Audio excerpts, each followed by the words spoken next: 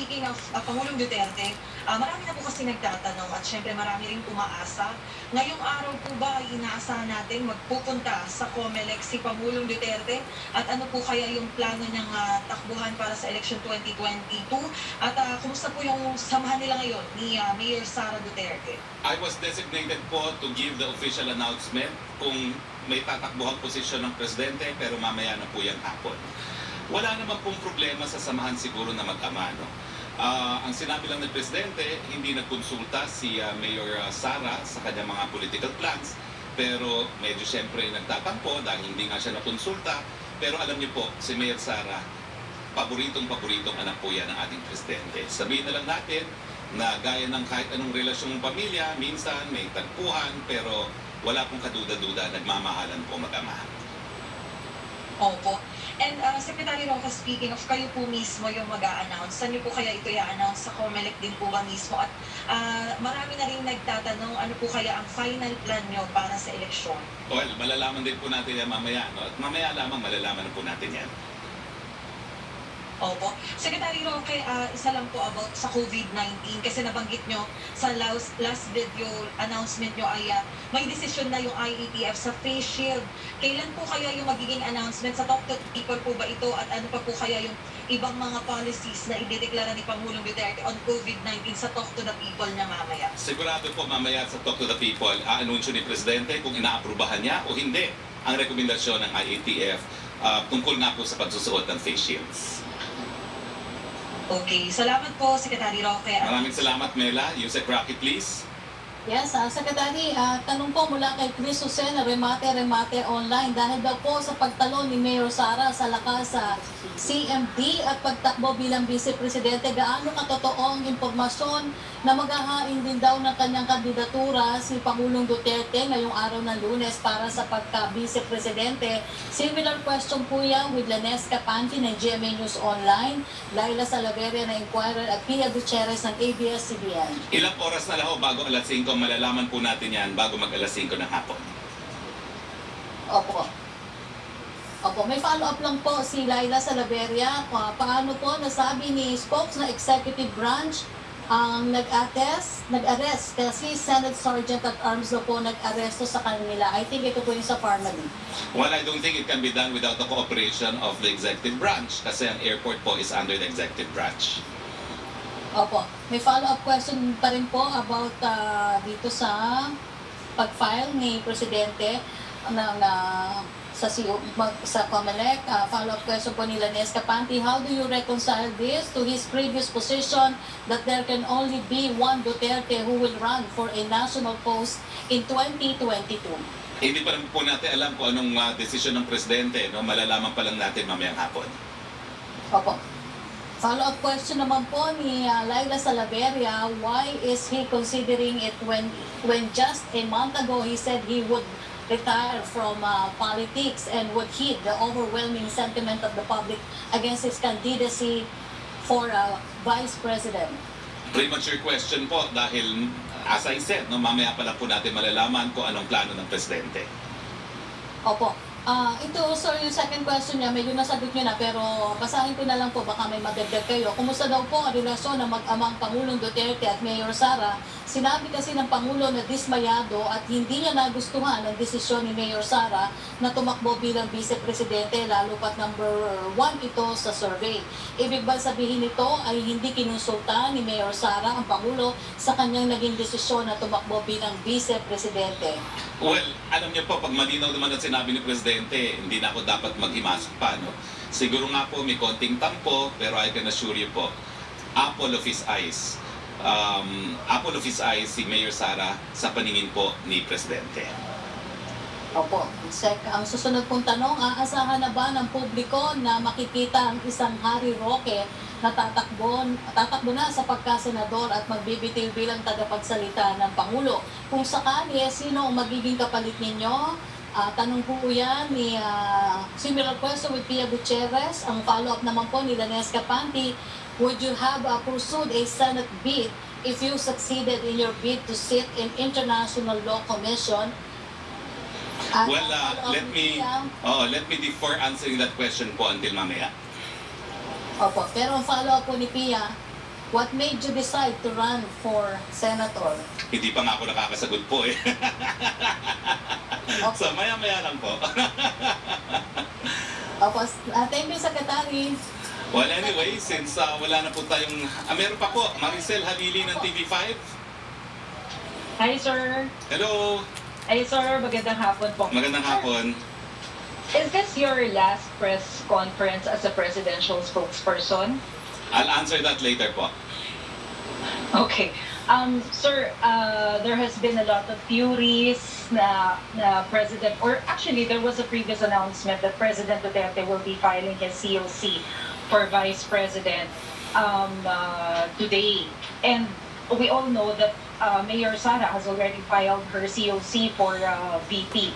Ito pong mga ganitong narratives, don't you find this confusing that in a way it can be advantageous to the opposition because of the concept or interpretation na baka mamaya meron ng divided na yung admin?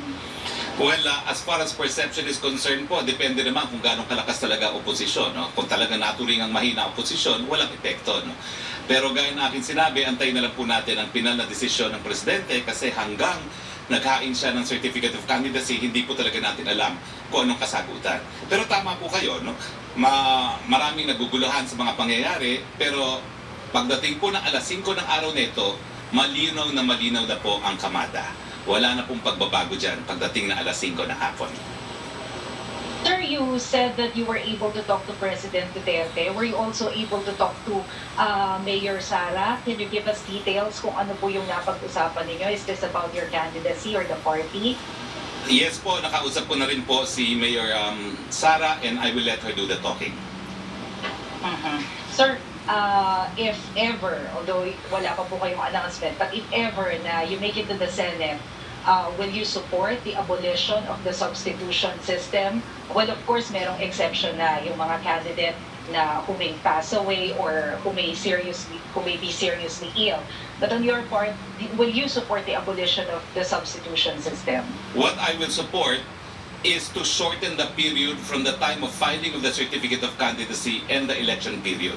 Wala po akong nakikitang dahilan kung bakit napakatagal naman yung last day of filing at saka yung start ng election period. Dapat po siguro paiklian yung period na yan if we are to do away with the substitution.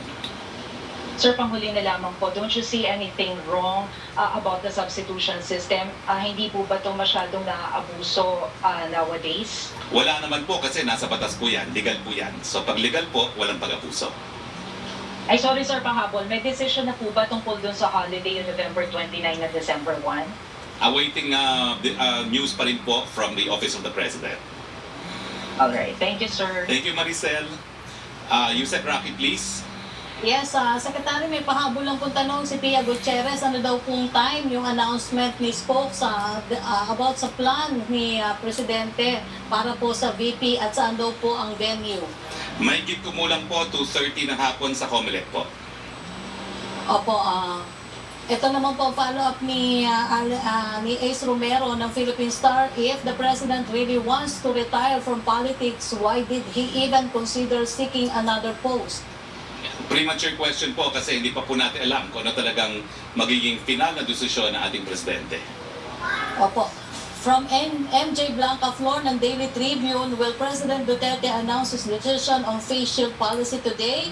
Pareho po sila ng tanong ni Pia Gutierrez ng ABS-CBN. Sigurado po, sasagutin ni Presidente ang issue ng face shield mamaya sa Talk to the People.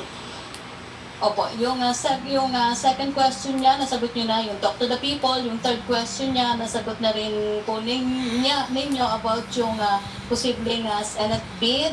Pero ang follow-up po niya dito ay, susunod na lang po magtatanong ay si Trish Tarada ng CNN Philippines. Go ahead, Trish. Hi, good afternoon, Spokesman. Thank you, Sir Roque. Sir, first question, follow-up ko lang, sir, dun sa tanong ni Laila kanina about yung sa na-aresto yung dalawang formerly executives doon sa Davao City because you answered na ang pumigil sa kanila is the executive branch. Just a bit of correction, sir. Paano po naging executive branch yung pumigil? Because we're reading reports na Senate po yung pumigil sa kanila. Senate Sir Well, obviously, the airport is under authority of the executive branch. So, it could have been ignored, no? Pinayagan dapat silang lumipad kung gugustuhin, no? Pero hindi nga po sila pinayagan lumipad. But under the terms, sir, that the Sergeant at Arms was able to prevent that. Tama po ba? Yes, but it could have been ignored by the executive if it wanted to. So we abided with the rule of law. Sinunod po natin ang contempt powers ng Senado. Kaya I'm saying it's the executive also that should be attributed to this act. Dahil pwede po silang pinalipad kung gugustuhin ng airport authorities. Sir, sa issue na ng politics, with all the substitutions happening, many tend to feel that the government or yung mga politiko are playing with the sentiments of people. With all these happenings, sir, hindi ba reflective, sir, na yung mga substitution nangyayari na kawalan ng capacity to decide ng, for example, future leaders or current leaders and insincerity? Kasi nga po, di ba, simula pa lang, dapat sigurado na sila kung anong dapat nilang takbuhan. Well, gaya na akin sinabi po, no, legal po yan. Nasa batas po yan. Wala pong nagko-question kung illegal yan. Yan po ay allowed under the law. Now, may mga suhestyon na tanggalin na yung substitution, hindi pa po yan na nasa sa batas, no? So the old rule remains. Ang aking posisyon nga po, kung tatanggalin natin yung substitution, wag naman napakalayo kasi nung last day of filing doon sa start ng election period. Sa ngayon po, ang naging last day of filing, kung di ako nagkakamali, Oktubre ang start ng campaign period. Hindi ako nagkakamali ay February, no? So napakahaba naman ng panahon na yun, no? Siguro dapat gawin natin ang last day of filing talaga dahil ang kinakailangan lang naman yung lead time para mag-print ang balota, gawin natin once and for all, November na siguro, no? Nang maalis na yung substitution. Sir, legally correct, but is it morally right na baga nalilito yung mga tao, parang napapaglaruan yung mga tao with how the politicos are deciding? I do not answer issues of morality. I leave that to the people in their sovereign capacity. That's a political question. Sir, doon na po sa ILC, what do you think could be the meaning or what could be the perception, sir, ng ibang bansa sa atin with the failure, sir, for us to be able to secure a seat in the ILC rather, sir? Well, alam niyo po, ang huling beses na nanalo tayo sa General Assembly ay 1997. And before that, panahon pa po ni Marcos, si Justice Bengzon. Ang karanasan ko po, the currency for UN General Assembly resolutions, quid pro quo. Without quid pro quo, hindi kayo mananalo. Sir, I understand mamaya niyo po sana i-announce yung decision, sir, but we already received information that you are going to be substituting for Senator. Sir, if you may, bakit po yung naging decision? Why did your decision heavily relied na lang, sir? Even if wala pang announcement, why did your decision heavily rely on the President and Davao City Mayor Sara Duterte? Hindi po ba, sir, yung pagtakbo, usually dapat it comes from our own resolve that we are willing to serve regardless of what other people or our superior people would say, sir? Tama po yun, pero meron din tayo tinatawag na may isang salita. Sir, yung changes na nakikita natin, are the admin candidates feeling or seeing that there is a threat kaya po may last minute movement? Hindi po. That's allowed by law. So, pabiyada lang po natin yan. And let's leave it to Congress, no? Sir, final question dun sa face shield. Marami pong nagtatanong, sir, bakit po hindi na lang mag-decide once and for all kung talagang i-repeal na po itong policy on face shield? What's taking it so long? Years na rin naman po na in-apply natin yung face shield policy. Well, ang sinasabi ko lang naman po, antayin natin ang anunsyo ng Presidente mamayang gabi. Mamayang gabi na po yan. Alright, thank you very much, Spokesman. Maraming salamat, Trish. Yusek Roque again, please. Opo. Sir, habol ko lang yung tanong ni MJ Blanca Flo ng Daily Tribune. Will you support the running mate of Mayor Sara or the presidential bet of President Duterte? Pareho po sila ng tanong ni Pia Gutierrez ng ABS-CBN. Siguro po, as presidential spokesperson, I'd rather not comment on that.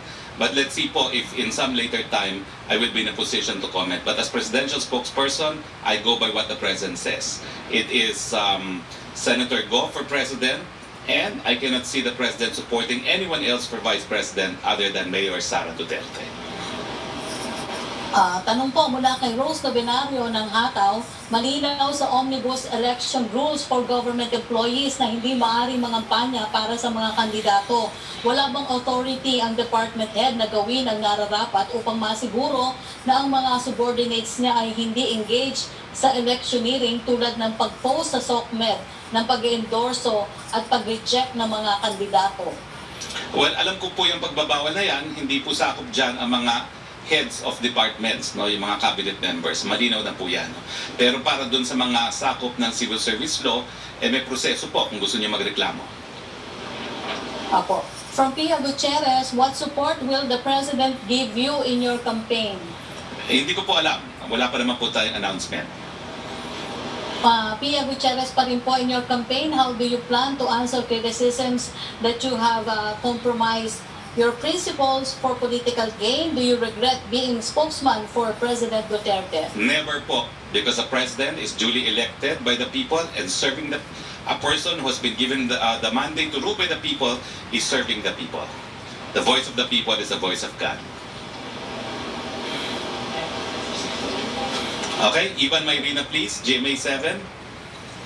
Magandang hapon, Spokes. I raised again 2 points. When he announced his retirement from politics, he said that it was in response to 60% of people surveyed that they think it's in violation of the Constitution if he runs for Vice President. And also, he said that there should only be one Duterte in the elections of 2022. I know you might say that this is a premature question, but I would ask, what changed? Why are we now talking about the possibility of the president running for, whatever position? Highly speculative at this point, Ivan, because hindi pa nga natin alam ang desisyon ng presidente. But let me add that as a lawyer, it is my view that it is not unconstitutional for a sitting president to run for vice president. Or senator for that matter? Or for senator for that matter. Okay. Sir, the president was displeased, at the very least, if not angry, with the Saturday's turn of events. And that is reportedly cooked up by the camps of former Senator Bongbong Marcos and former President Gloria Arroyo. What happens now to the relationship of the president with Marcoses and the Arroyos? Do they remain as allies, or has that alliance ended last Saturday? I do not know. But as presidential spokesperson, I only care about the president and his relationship with the daughter. Alam naman nating lahat na may mga pamilya na family ties will prevail against all odds. Okay, one last point, sir. What does the palace say to comments that all these last-minute substitutions are a mockery of the electoral process and that it's only the latest in a series of plot twists, political gimmick na parang pinagloloko yung mga tao? Wala pong pagloloko dahil yan po ay allowed sa ating batas. Kaya nga po antayin natin ang desisyon ng Kongreso kung anong gagawin dito sa rule on substitution. Sa ngayon po, yan po ay legal. Salamat, Spokes. Good luck. Okay, maraming salamat. Ivan, Hannah Sancho, please. Hi, Secretary. Good afternoon. Sir, there's a recent interview kay President Duterte sa isang iba na kayo. Sinabi po niya na si Senator Bongbong Marcos, kaya hindi niya susuportahan ito, hindi niya mabigyan kanyang suporta. Dahil na pareho daw sila ni Lenny o ni Vice President Robredo. At ang sinabi niya na pro-communist daw si Senator Bongbong Marcos and Lenny Robredo. Sir, can I clarify, sir, kung talagang si Bongbong Marcos talaga ay pro-communist po as per President Duterte's statement? Hannah, you know, I've learned through almost 2.5 years of being spokes. When the president is clear, I don't add, I don't subtract, I don't interpret. So let it remain po kung anong sinabi ng presidente. Alright. He also said, si Vice President Lenny Robredo, ang sinabi niya that address on terrorism, ang nais niyang isulong isang rule of government approach po. Ang NPF, ang sinasabi po nila na rule of government approach ang ginagawa nila to address communism and terrorism sa bansa. Nagkulang po ba ang NPF-LCA, ang Administrasyon Duterte, dito sa pagsusulong ng rule of government approach? Hindi ko po alam kung anong sinasabi ni Lenny Robredo, ni Vice President Lenny Robredo, pero ang kanyang solution po, in my mind, is very clear as fog. Right. Sir, na-mention kayo na may sama ng loob, no? Si President Duterte doon sa desisyon ni Mayor Sara na tumakbo as Vice President. Sir, whatever is yung decision ng Pangulo today, I'd like to ask sir kung nagkaroon po ba ng pag-uusap ang mag-ama, kung ano man na maging desisyon ng Pangulo ngayong araw po. Ang sabi po ng presidente, hindi po sila nagkakausap ni Mayor Sara. As of the day po sir, hindi pa po sila usap bago po siya pupunta ng Comelec ngayon. Opo, wala pong pag-uusap. Alright, thank you sir. Okay, thank you, Hannah. Back to you, Sec. Roque, please. Yes, Secretary, may pahabol pong tanong si Laila Salaveria. You said before you will run for the Senate if Mayor Sara will run for President. Is she running for President? Ang hinain po niyang certificate of candidacy ay para vice-presidente. Okay. Thank you, Secretary. Okay. So, sasagutin ko na po ang inyong katanungan. Ito na po ang huling araw na makakasama niyo ako bilang inyong presidential spokes, IETF spokes at spokes ng bayan. Kung inyong matatandaan, bumalik naman po ako bilang spokes sa gitna ng pandemya noong isang taon para magbigay linaw sa panahon ng kalituhan. Masaya akong mission accomplished na po tayo, ha? Iiwan ko ang trabaho ko na mas mabuti kumpara sa ating nadatnan. Nasa 100% na po ang vaccination coverage ng Metro Manila. Mahigit 20% na ang NCR. Ang epicentro ng COVID-19 ay fully vaccinated na. Nasa mahigit 40% na po ang fully vaccinated sa buong Pilipinas. Malapit na marating ang population protection. Ang healthcare utilization rate po natin, base sa ating pinireseta kanina, ay nasa below 40% na lamang. Nagawa po natin ang ingat buhay. Ngayon naman po ay poprotektahan natin ang hanap buhay. Alam niyo po yung ingat buhay, nagawa po natin yan dahil nga po dun sa ating isinabatas nung tayo po ay kongresista sa 17th Congress sa pamamagitan ng Universal Healthcare. At ngayon po, dahil sa ating panukalang batas na ngayon na batas, may libreng bakuna at mayroong libreng PCR test para sa ilan. Pero gaya ng aking nabanggit at kinutsapa nga ako ng ilan, hindi po pwede na palibasa mayroong pandemya, mawawala naman ang hanap buhay ang marami sa atin. Kinakailangan po, dahil magtatagal pa ang epekto ng COVID, na mabuhay tayo kasama ang COVID. Kaya nga po sa mulat-mula, ang akin sinasabi dito sa Office of the Presidential Spokesperson, kinakailangan po mag-ingat buhay para sa hanap buhay. At yan naman po ang dahilan kung bakit babalik po tayo sa larangan ng politika, babalik po tayo sana tayo sa Kongreso ng Pilipinas, doon po sa Kamara ng Senado. Nagpaalam na po ako kay Presidente Rodrigo Roque Duterte at kay Mayor Inday Sara Duterte para sa panibagong hamon na aking haharapin mula sa inyong pagiging spokes at nais ko pong maging action man sa Senado. Bago tayo magtapos, magpapasalamat lang po ako sa lahat ng aking nakasama rito po sa Office of the Presidential Spokesperson.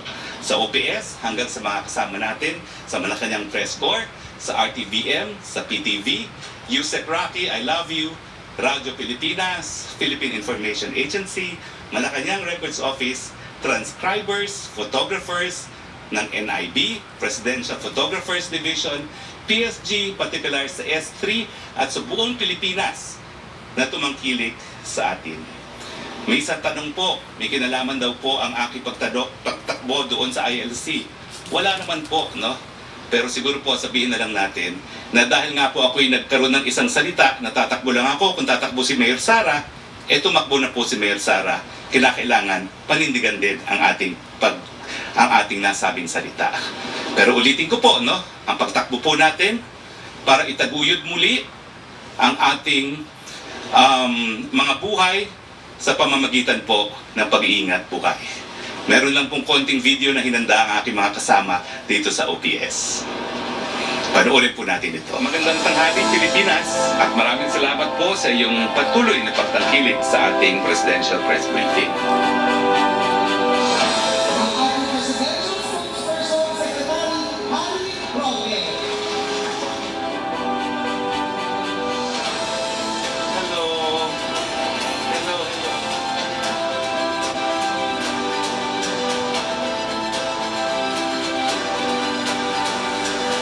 Roque, ang ating palace spokesperson ay magiging Senate action man. Ibigay natin ang todo at buong suporta natin sa kanyang kandidatura para sa Senado. We will see you in the Senate, Senator Harry Roque.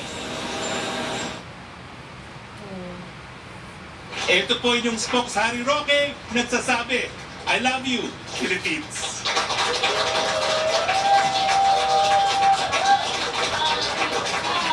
Picture. Picture. Come on, picture OPS. Come on, let's go. Let's go OPS. Go.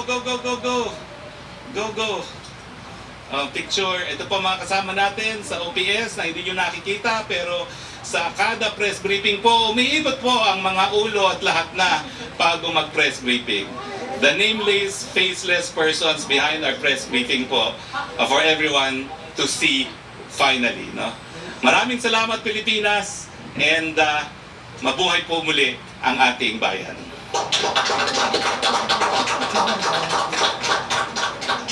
Bye-bye! See you Philippines!